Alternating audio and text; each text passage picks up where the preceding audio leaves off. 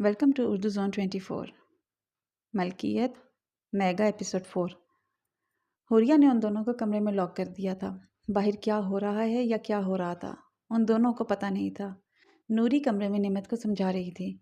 हुरिया ने अपने कमरे में लगे टेलीफोन का तार काट कर टेलीफोन ख़राब कर दिया था। नूरी, मेरी सगी माँ और मेरी बहन मेरे साथ गलत कर रही हैं। मैं क्या करूँ? सागम को कैसे बताऊँ इस बारे में? आप ही ने तो फ़ोन भी ख़राब कर दिया है, नेमत ने रोते हुए कहा। नेमत बीबी, आप फिक्र मत करें, मैं कुछ करती हूँ। नूरी उसे गले से लगाते हुए बोली। नूरी प्लीज़, तुम मेरी वजह से खुद को मुसीबत में मत डालो। आप भी नफ़रत में अंधी हो गई हैं। वो तुम्हारे साथ कुछ भी कर सकती हैं। नेमत ने डरते हुए शिद्दत से नूरी का हाथ पकड़ते हुए कहा। आप फिक्र मत करें, मुझे कुछ नहीं होगा। अगर मुझे इस नेक काम की वजह से मौत भी नसीब हुई तो ये मेरी खुशकिस्मती है।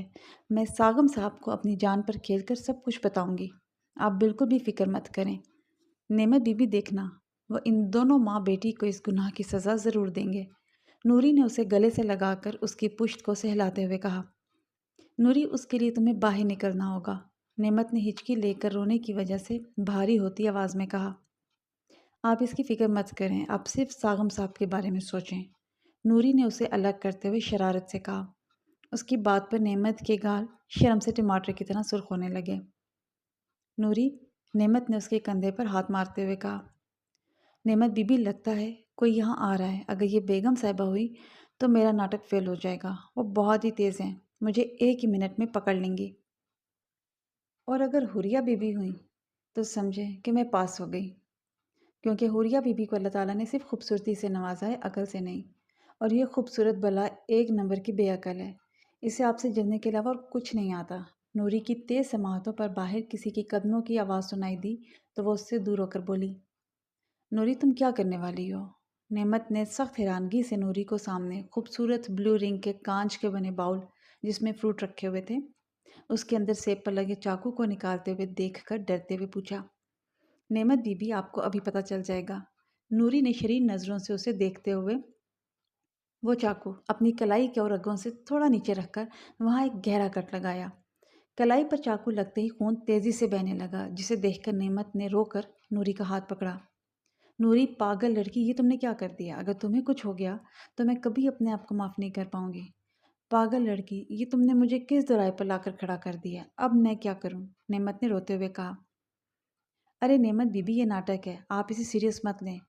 मैंने इस हुरिया को डराने के लिए किया है। मैंने इस जगह कट लगाया है जहाँ मरने का खतरा ज़रा कम है। और अगर मैं बेहोश हो गई तो खुदा के लिए रो रो कर अपनी हालत ख़राब मत करिएगा, क्योंकि अक्सर खून ज़्यादा बहने की वजह से इंसान अपने होश खो बैठता है। और आप फिक्र मत करें, यहाँ से निकलते ही मैं पट्टी कर लूँगी। अभी आप बस मेरा नाटक एंजॉय करें। नूरी ने सर को थामते हुए, जो ज़्यादा खून बहने की वजह से चकरा रहा था, आंखों के आगे उसके अंधेरा छा रहा था। उसने ये सब अपनी नेमत बीवी को बचाने के लिए किया था। अगर उसे अपनी जान भी देनी पड़ती तो वो दे देती, क्योंकि वो नेमत बीबी की वफादार थी। दरवाज़ा खोलकर अंदर आने वाली हुरिया बीबी थी, जो अंदर का मंजर देखकर नूरी की तवक्को के मुताबिक डर गई। उसके चेहरे पर डर से हवाइयाँ उड़ते हुए देखती नूरी तंजिया अंदाज में मुस्कुराई। हुरिया बीबी, अब आप क्या करेंगी? अब कैसे मुझे यहाँ से बाहर जाने से रोकेंगी? अगर मुझे कुछ हो गया तो याद रखना, आप बचेंगी नहीं, क्योंकि मैंने एक ख़त पहले से लिख कर अपने क्वार्टर में रखा हुआ है। अगर कभी मैं इस हवेली के किसी रूम से मुर्दा हालत में बरामद हुई तो मेरी मौत की ज़िम्मेदार इस घर की बेटी हुरिया हलीम खान होगी। अगर वो ख़त पुलिस के हाथ लग गया तो उसमें ये लिखा होगा। नूरी दर्द की वजह से पसीने से शराबूर हो गई थी। हुरिया की जानिब देखती हुई हिम्मत मुजतमा करके बोली। बकवास बंद करो अपनी नूरी। और तुम्हें क्या लगा, तुम अपनी नेमत बीबी को इस शादी से बचाने के लिए इस तरह के नाटक करके मुझे डरा कर इसे बाहर निकाल लोगी? तो तुम बहुत बड़ी बेवकूफ़ हो, क्योंकि सागम आतिश खानज़ादा को हासिल करने के लिए अगर मुझे किसी का कत्ल भी करना पड़ा तो मैं डरे बिना करूँगी। और शायद वो कत्ल आज के दिन लिखा हुआ था। अब तुम यहीं पर सड़ कर मर जाओ। मैं ये दरवाज़ा नहीं खोलूँगी। अब ये दरवाज़ा सिर्फ उस दिन खुलेगा जिस दिन इस मनहूस का निकाह जुनैर यूसुफ खान जैसे लालची हुस्न परस्त इंसान से होगा। हुरिया ने आगे बढ़कर नूरी को नीचे गिराते हुए, जो नेमत के सहारे खड़ी थी, उसके इस हाथ पर पाँव रख कर जिस पर नूरी ने चाकू से कट लगाया था, जोर से दबाते हुए नफरत से कहा। اس کے زخم پر دباؤ دینے پر نوری کی حلق سے ایک دل دہلا دینے والی چیخ نکلی، جسے سن کر حوریہ حلیم خان اپنے اندر تک سکون اترتا ہوا محسوس کرنے لگی۔ حیا ساڑی میں انکمفرٹیبل فیل کر رہی تھی، اوپر سے اسے احد مرزا کے ساتھ کھڑے بات کرتے اس کے ایک بزنس پارٹنر کی نظروں سے سخت خوف محسوس ہو رہا تھا۔ اس کی نظریں جب اس بزنس پارٹنر نے اپنے اوپر محسوس کی تو اس نے احد مرزا کے کان میں کچھ کہا تو احد مرزا اس کی طرف بڑھا۔ مس حیا شاہ آپ کے ساتھ مسٹر شیرازی ڈانس کرنا چاہتے ہیں۔ احد مرزا نے اس کے قریب آ کر ایک دھماکہ کیا۔ کیا سر؟ یہ آپ کیا کہہ رہے ہیں؟ حیا نے پھٹی آنکھوں سے احد مرزا کی جانب دیکھتے ہوئے کہا۔ وہ بے یقینی سے اسے دیکھ رہی تھی۔ وہ کیسا مرد تھا جو اپنی کمپنی میں کام کرتی ایک معمولی غریب لڑکی کو اپنے بزنس پارٹنر کے ساتھ ڈانس کرنے کو کہہ رہا تھا۔ تم بحری ہو؟ احد مرزا نے غصے سے اسے پیچھے دیوار سے لگاتے ہوئے کہا۔ نہیں سر۔ حیا شاہ نے اس کی بے انتہا نزدیکی پر ڈر کر اپنے ہاتھ اس کے پہاڑوں جیسے مضبوط سینے پر رکھتے ہوئے اٹک کر کہا۔ تو پھر تم بہروں کی طرح ریئیکٹ کیوں کر رہی ہو؟ مسٹر شیرازی نے صرف تمہیں ڈانس کرنے کا کہا ہے، نہ کہ بستر شیئر کرنے کا، جو تم اس کی آفر سن کر بحری بننے کا ناٹک کر رہی ہو۔ احد مرزا نے اچانک سے اس کی نازک کمر کو پکڑ کر اپنے نزدیک کھینچتے ہوئے غصے سے بھرے لہجے میں کہا۔ حیا شاہ اس کے اچانک سے اپنی کمر میں ہاتھ ڈالنے پر اپنے پورے وجود پہ سنسنی خیز لہر دوڑتے ہوئے محسوس کرنے لگی۔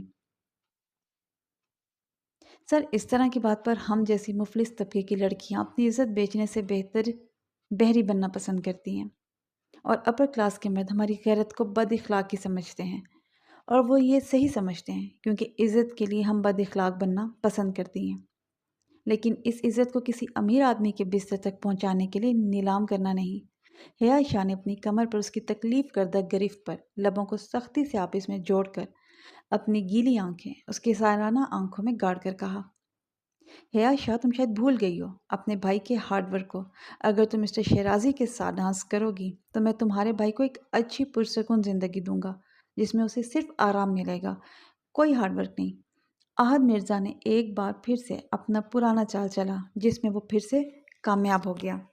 وہ لوگوں کی مجبوریوں سے فائدہ اٹھا کر اپنا کام نکلوانے کا ماہر کھلاڑی تھا۔ اس وقت بھی حیا شاہ کی کمزوری پر ہاتھ رکھ کر اس نے یہی وار کیا تھا، اور لگتا تھا حیا شاہ اس ماہر کھلاڑی کے جال میں ایک بار پھر سے پھنس چکی ہے۔ سر، کیا واقعی میں آپ میرے بھائی کو ایک اچھی پرسکون زندگی دیں گے جس میں اسے کوئی ہارڈ ورک نہیں کرنا پڑے گا، اسے صرف آرام سے اپنی پڑھائی کرنی پڑے گی؟ حیا شاہ انتہائی معصوم تھی۔ وہ اس شاطر دماغ کھلاڑی کے آگے اپنی معصومیت ہار گئی تھی۔ اسے اس بات کا اندازہ بالکل نہیں تھا۔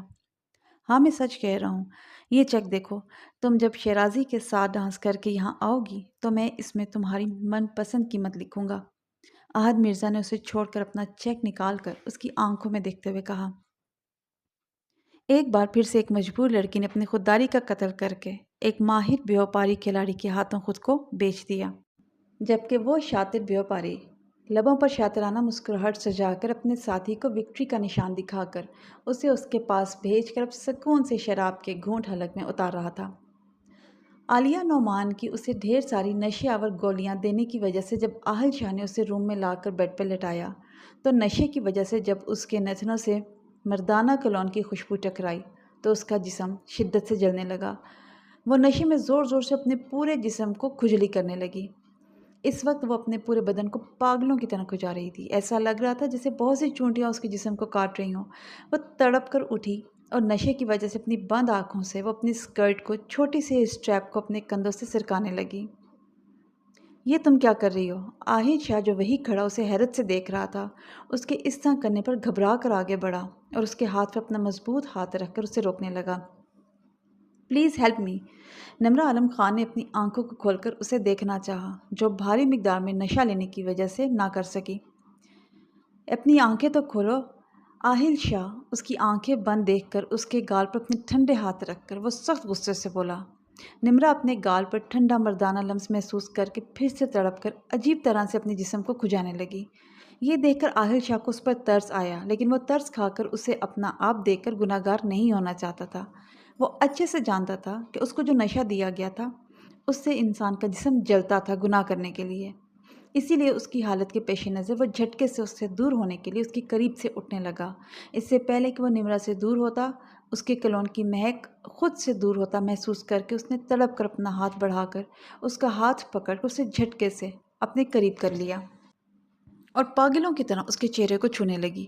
نشے کی وجہ سے اس سے یہ گناہ نہیں ہو رہا تھا، لیکن آہل شاہ کے نزدیک آتے وہ اس آگ کو جو اس کے اندر لگی ہوئی تھی ایک مرد کے قریب آنے پر کم ہوتی ہوئی محسوس کر رہی تھی۔ چٹاخ! ہوش میں آؤ لڑکی، تم زنا کر رہی ہو۔ تمہیں شاید پتہ نہیں ہے کہ زنا کی سزا موت سے بھی بدتر ہے، اس لیے تم جیسی امیر لڑکیاں اس طرح کے گھٹیا لباس پہن کر کلب وغیرہ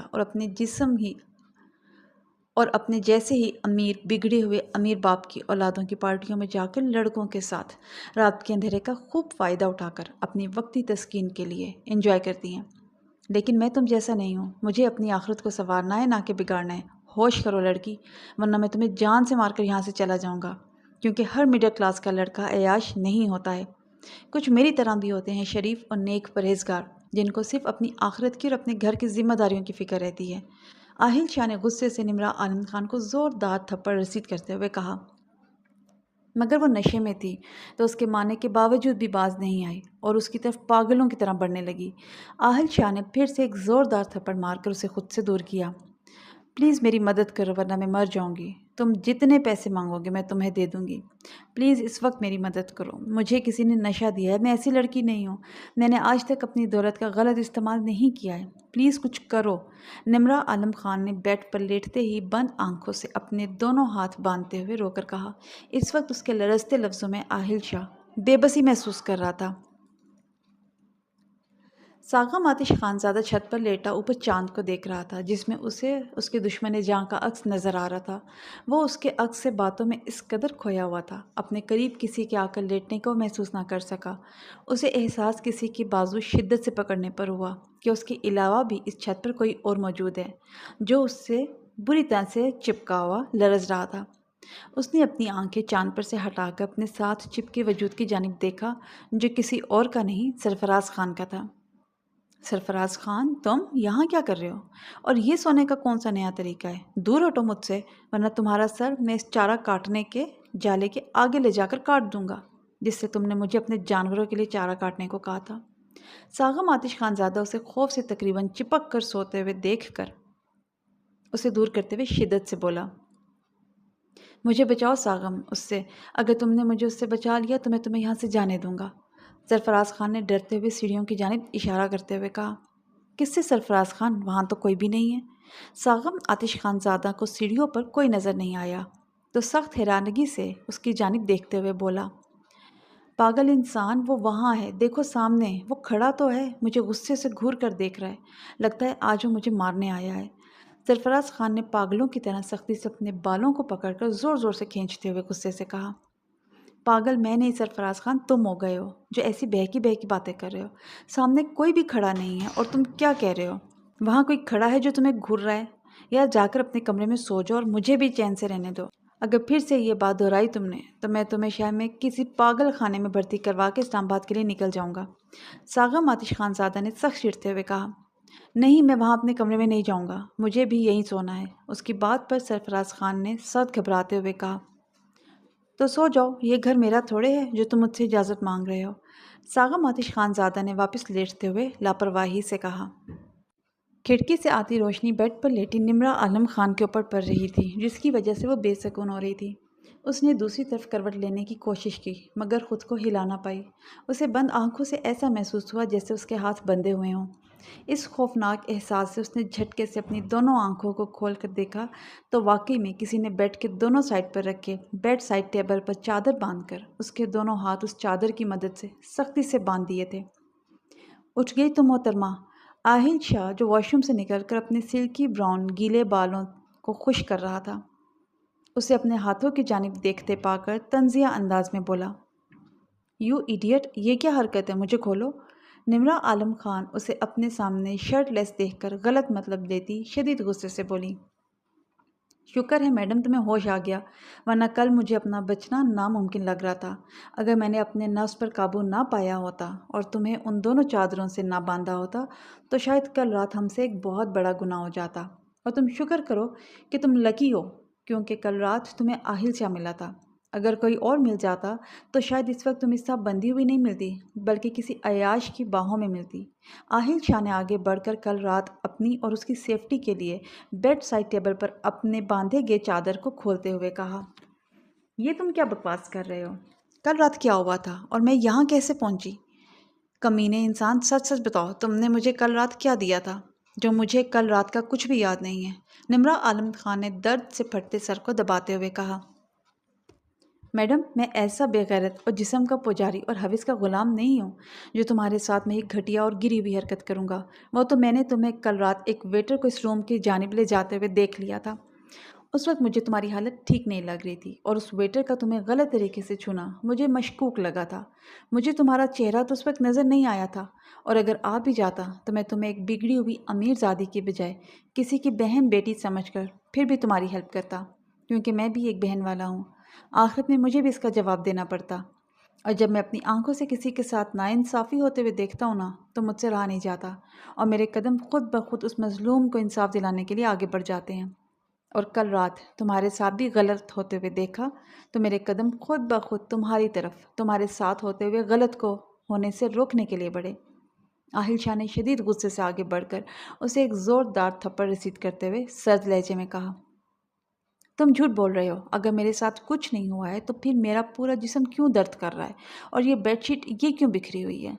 ذلیل انسان، تم میرے نشے میں ہونے کا فائدہ اٹھا کر اب منکر کیوں ہو رہے ہو؟ بتاؤ مجھے۔ نمرہ عالم خان نے اپنے شکن زدہ کپڑوں اور جسم میں اٹھتے درد کو محسوس کرتے ہوئے اس نے بکھری ہوئی بیڈ شیٹ کی جانب جو آدھی بیڈ پر اور آدھے فرش پر تھا اشارہ کرتے ہوئے اس نے آگے بڑھ کر آہل شاہ کی گریبان کو سختی سے دبوچ کر غصے سے چیختے ہوئے کہا، او ہیلو۔ آہل شاہ اپنے گریبان سے اس کے نازک ہاتھ ہٹانے کے لیے اپنے ہاتھ آگے بڑھا رہا تھا تو تبھی نمرہ عالم خان کے فون کی رنگ ٹون بجی تو وہ اس کی گریبان کو چھوڑ کر اپنی بے دردی سے بدنامی کے ڈر سے گرتے آنسوں کو صاف کرتی ہوئی وہ بیڈ سے تھوڑے فاصلے پر پڑے اپنے پرس کی جانب بڑھی اور پرس اٹھا کر اس کے اندر سے اپنا فون نکال کر کال پک کر کے سامنے رکھے صوفے پر گرنے والے انداز میں بیٹھ کر بولی، نمی، یہ تم نے کیا کر دیا یار؟ اگر تمہیں سائم کے اس غریب دوست کے ساتھ کل رات احمد خان کی پارٹی میں مزہ ہی کرنا تھا تو یار پرائیویسی کا خیال تو کرتی۔ دوسری طرف اس کے گروپ کا لیڈر واصف تھا جو سخت پریشان لگ رہا تھا۔ واصف بھائی، یہ آپ کیا کہہ رہے ہیں؟ میں نے کل رات پارٹی میں اس شخص کے ساتھ کچھ بھی نہیں کیا تھا، پھر آپ ایسا کیوں کہہ رہے ہیں؟ نمرہ عالم خان اس کی بات پر جھٹکے سے صوفے سے اٹھی۔ نمی یار، تم جھوٹ کیوں بول رہی ہو؟ ویڈیو میں تو صاف تمہارا اس آہل شاہ کا چہرہ نظر آ رہا ہے، اور اس ویڈیو میں جو تم دونوں کر رہے ہو وہ بھی صاف دکھائی دے رہا ہے۔ دوسری طرف سے نمرہ کو اب واصف کی غصے سے بھری ہوئی آواز سنائی دی، جسے سن کر وہ حیرت زدہ رہ گئی، کیونکہ واصف کو جب غصہ آتا تھا جب ان کے گروپ کو کوئی برا بھلا کہتا تھا تو شاید اس وقت بھی کسی نے ان کے گروپ کو کچھ کہا ہوگا، اسی لیے وہ اتنا زیادہ غصے میں تھا۔ کون سی ویڈیو بھائی؟ آپ کس ویڈیو کی بات کر رہے ہیں؟ نمرہ عالم خان کو یہ الفاظ ادا کرتے وقت اپنا حلق خشک ہوتا ہوا محسوس ہوا۔ میں نے تمہارے واٹس ایپ پر بھیجی تھی نمی، تم نے ابھی تک شاید دیکھی نہیں ہے، بلکہ تم ایک کام کرو، جا کر سوشل ویب سائٹ اور ہر پلیٹ فارم پر اپنا کارنامہ دیکھ لو، وہاں تمہیں آسانی سے وہ ویڈیو مل جائے گی۔ واصف نے شدید غصے سے اس کے انجان ہونے پر اس پر اپنے زہر سے بھرے لفظ سے وار کرتے ہوئے کہا تو وہ اس وار پر سخت بلبلا کر رہ گئی۔ واصف بھائی، آپ مجھ پہ طنز کیوں کر رہے ہیں جبکہ میں نے کچھ نہیں کیا ہے؟ تو پھر آپ مجھ پہ اتنا بڑا الزام کیوں لگا رہے ہیں؟ نمرہ عالم خان نے روتے ہوئے کہا۔ آہل شاہ جو کب سے خاموش کھڑا اسے فون پر بات کرتے ہوئے دیکھ رہا تھا اس کے رو کر بتانے پر آگے بڑھا اور سامنے ڈریسنگ ٹیبل پر رکھے ٹیشو باکس سے ایک ٹیشو نکال کر اس پر کچھ لکھنے کے بعد وہ وہیں چھوڑ کر اس روم سے باہر نکلا۔ پیچھے نمرہ عالم خان واصف سے بات کرنے کے بعد دھندلی آنکھوں سے اپنا واٹس ایپ کھول کر اس نے لرزتے ہاتھوں سے ویڈیو پلے والے آپشن کو پش کیا تو ویڈیو پلے ہوتے ہی جو چیز اس نے دیکھی اس سے وہ شوق لگا، وہ خود کو آہل شاہ کی باہوں میں دیکھ کر ڈرتی ہوئی اپنا فون دور اچھال کر نیچے گری اور پھر زور زور سے رونے لگی۔ نوری، تمہارا خون بہت زیادہ بہہ رہا ہے، میں آپ ہی کی الماری میں بینڈیج دیکھتی ہوں، شاید وہاں مجھے مل جائے۔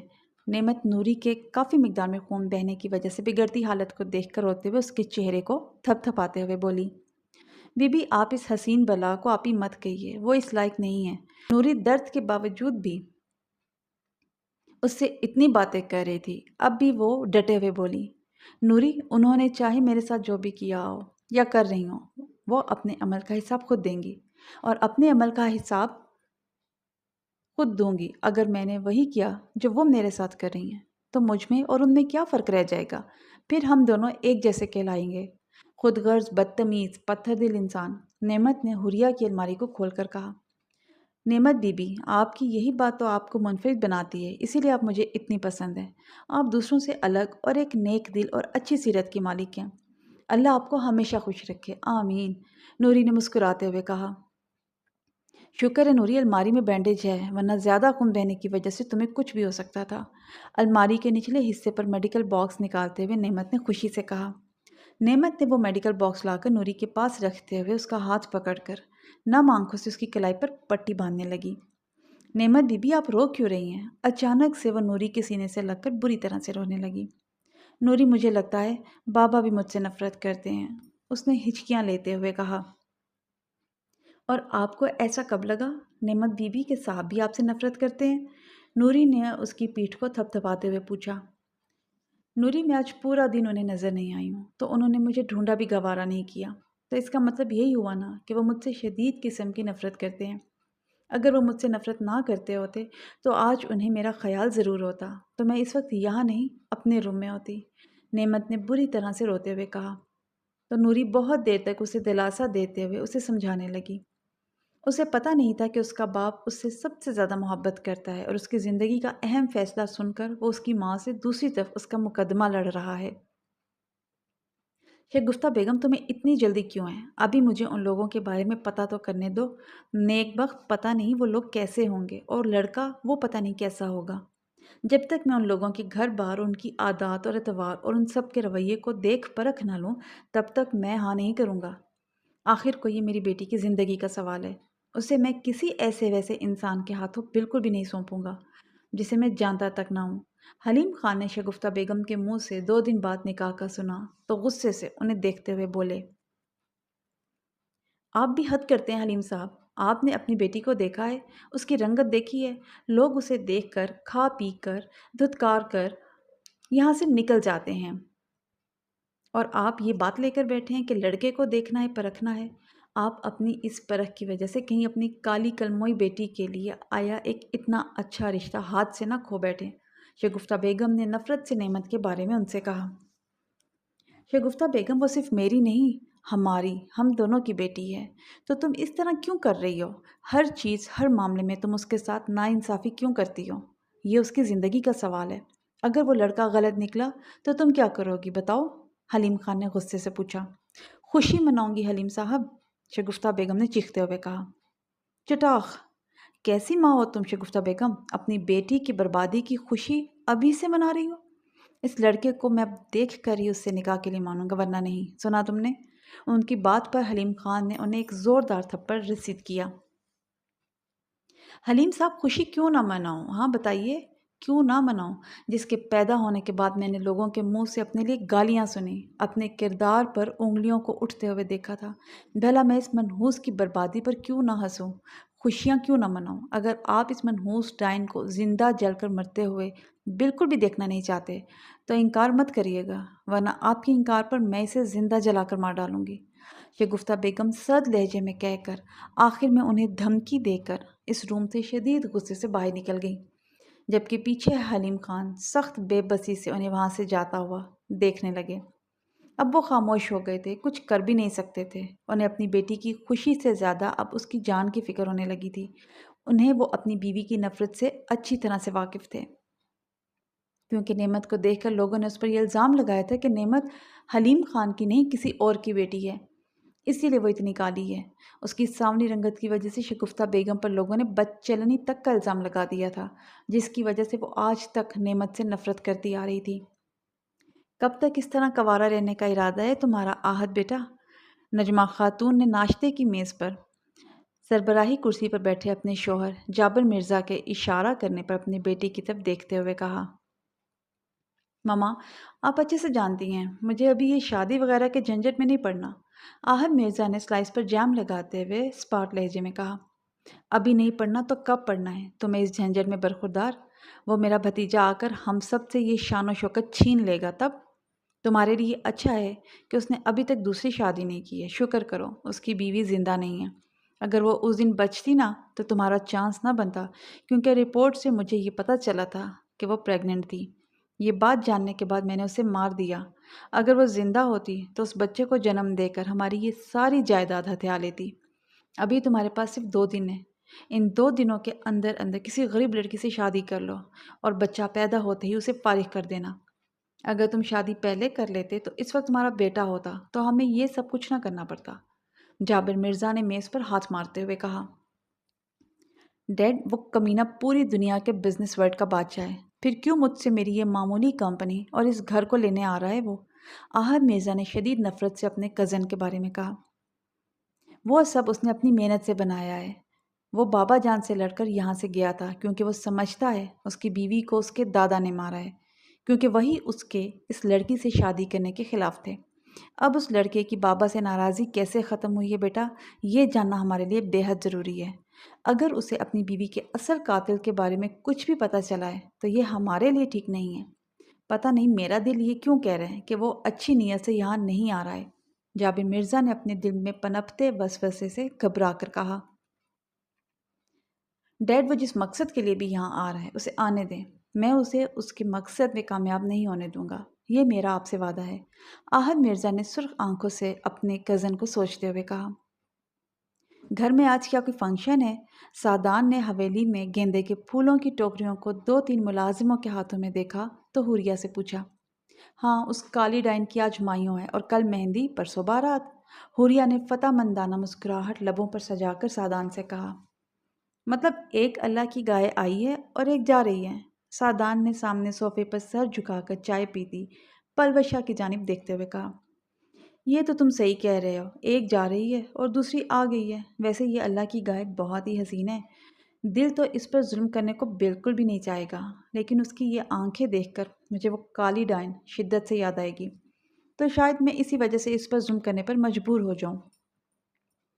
حوریہ نے پلوشا شاہ نواز خان کے گلاب جیسے نرم و ملائم چہرے کو ایک ہاتھ سے پکڑا اور ٹیبل پر رکھا پین اٹھا کر اچانک سے دوسرے ہاتھ میں لے کر اس کی آنکھ کے قریب لے جا کر اس کی نیلگو آنکھوں کو نفرت سے دیکھتے ہوئے کہا، جن کا رنگ بالکل نعمت حلیم خان کی خوبصورت نیلی آنکھوں جیسا تھا، یہ تم کیا کر رہی ہو؟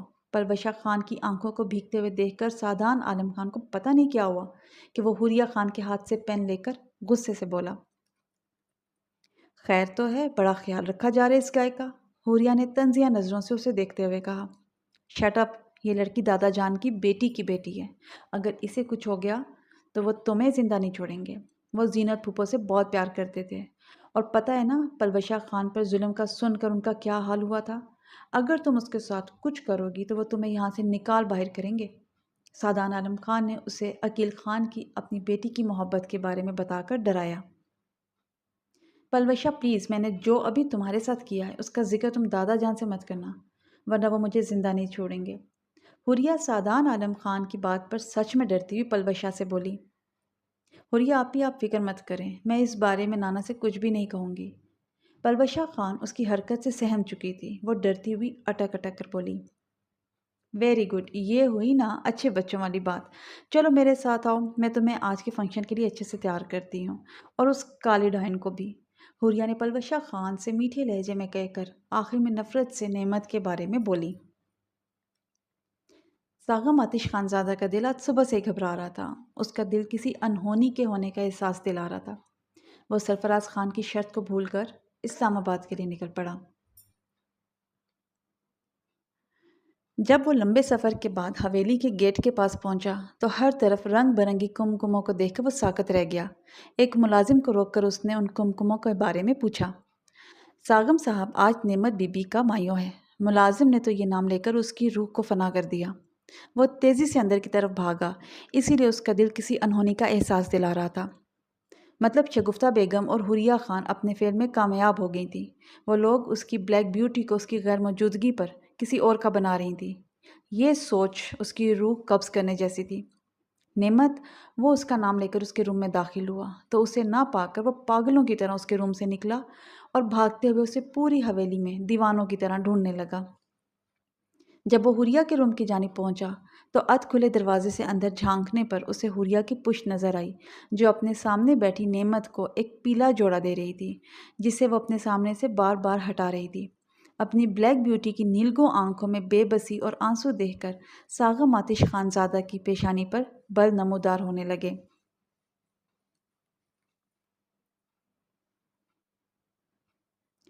مطلب اس کی غیر موجودگی کا فائدہ اس کی چچی نے اور حوریہ نے خوب اچھے سے اٹھایا ہے، اس پر ظلم کر کے، اور اس سب کا بدلہ تو وہ ضرور لینے والا تھا۔